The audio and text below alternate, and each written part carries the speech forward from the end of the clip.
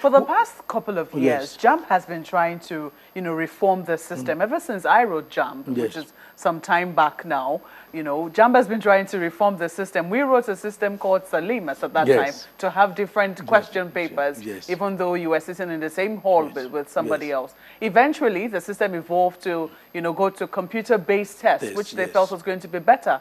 And then now, you now have is it PIN verification instead of scratch card verification? What precisely was the difference? The difference is simple. When you had scratch card, what that means is that you can hold the scratch card because some people will buy, some institution and powerful people will buy the scratch card at control price, at the original price, and they will now wait till when students are hell-bent in registering, and they now inflate the price. 5,000 will go to 12,000. It will go to 15,000 in some instances because there is a card, specific number of cards printed. What we have done this year is that there is vending of PIN, which is done on the net. It's not predetermined. If you want to buy 1 million, we will sell to you. If you want to buy 1 million, we will sell. If you want to, anybody who wants to, and we have brought in almost all the banks, 10 of them participated, InterSwitch participated, Remitter participated. Instead of 4 banks that used to participate, we now have 10 banks and some other agencies. Even then, you still had hitches. Yes. Even then, you still visited, and you said that you experienced the non-cooperation of partners. And you mentioned the banks more specifically. You were shocked that even though the banks were going to be collecting 300 naira per person who was registering, they still weren't making their personnel available to create profiles and issue the PINs to the students. Yes. What sort of contract did Jamb sign with them? No, we signed the contract, no specific contract other than the contract that they signed with Nigerians. Because what we had with them was that an agreement that you will register the student, you will create the profile of the student, and it was agreeable to them. And that for that, from our 5,000, take 300 and credit us with 4,700. So the banks used to charge 500 out of the 5,000. When I came in, I negotiated with them and said, look, what exactly are you doing?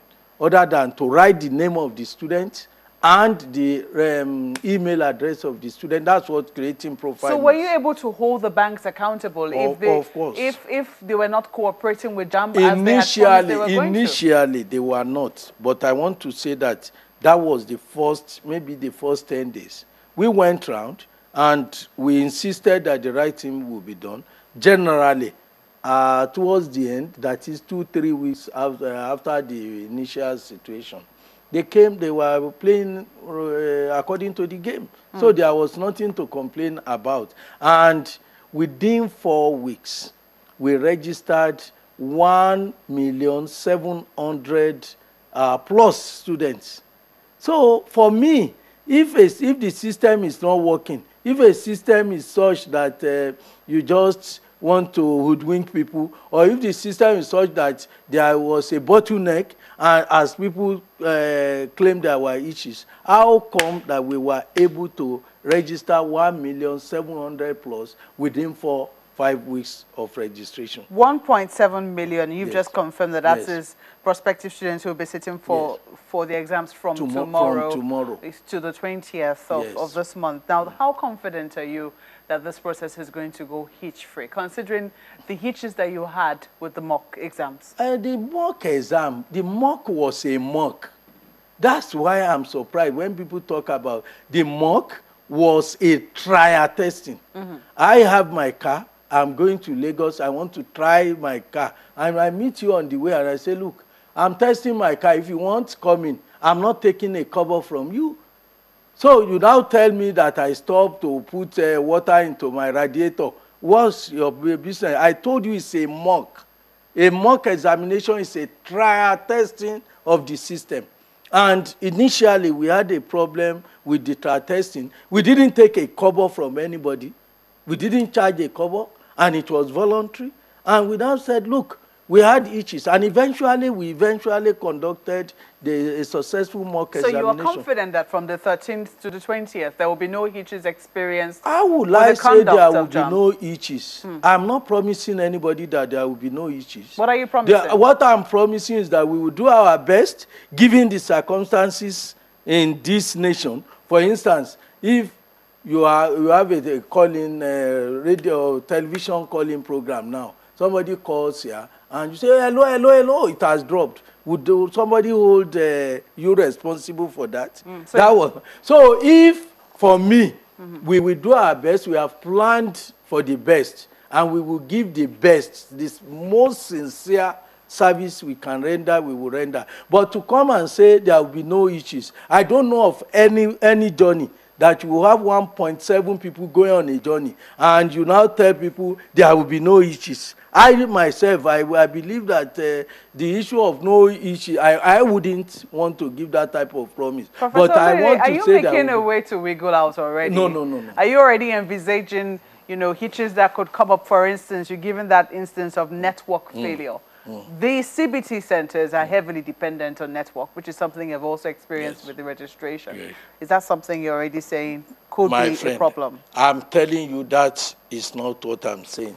We are using a VPN, virtual private network. It is not the open system. And when we are conducting our examination, many people don't realize when they make uninformed information. You need network for 3 minutes to download. And students will conduct their examination, be in their examination. They will be examined for 2 hours.